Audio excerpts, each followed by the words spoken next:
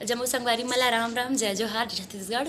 संगवारी हो, मैं हूँ मुस्कान और मैं आप मला ये बताया बार आए हूँ कि मैं आप मन बर एक चैनल लेके आए हूँ जेकर नाम है अमृत स्वर। आप मला ज़्यादा कुछ नहीं करना है, आप मन जाओ चैनल ला लाइक करो, सब्सक्राइब करो और घंटी के बटन ला जरूर दबा दे हो। राम राम जय जोहार जय छत्तीसगढ़। तै भजन करली भैया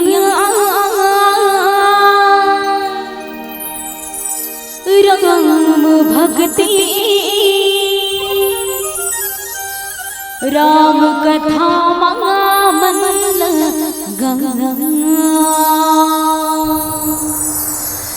तै भजन करली भैया